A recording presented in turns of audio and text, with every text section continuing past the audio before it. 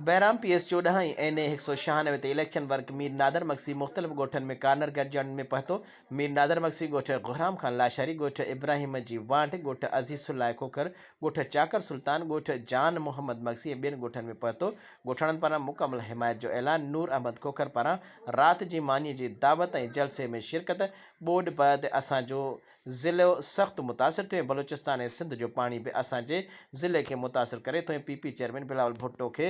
vote ॾेई वज़ीर आज़म बणायो सब मसइला हल थी वेंदा मीर नादर मक्सीअ जो ख़िताब मक़सद इहो आहे जंहिं वजह खां असां तव्हां सभु गॾिया आहियूं हुते असांखे गॾायो वियो आहे इहो इलेक्शन 8 तारीख़ जे बारे में तव्हां खां चंद लफ़्ज़ मां रिक्वेस्ट इहो करणु चाहींदुमि 8 तारीख़ जेकी इलेक्शन आहे उहा तमामु अहम आहे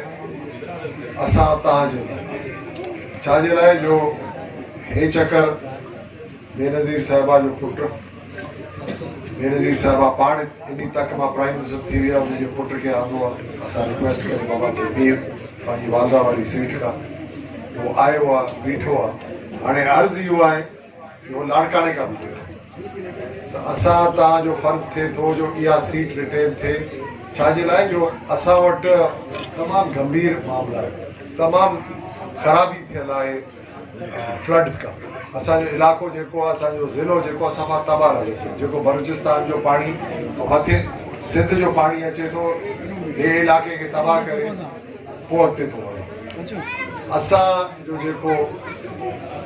MNA MPI जी कोटा आहे उन जे ज़रिए इहे मसइला हल न थी सघे जेकी ॻाल्हि आहे इन लाइ असां तव्हांखे चऊं था रिक्वेस्ट कयूं था तव्हां वधि में वधि वोट कयो लाड़काणे खां वधीक वोट कमर शतात कोट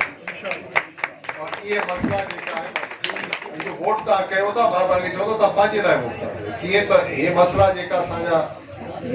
प्रॉब्लम्स जेका आहिनि इहे मर्कज़ खां और असांजे सिंध हुकूमत खां वठणा पवंदा पैसा जंहिंमें इहे मसइला पहिरियों मसइलो असांजो जिथे बि मां वञां थो इहो कयां थो पेट जो असांखे पाणी जो नहरी निज़ाम और ड्रेनेज जो निज़ाम पहिरियों सही कयो सॼे सिंध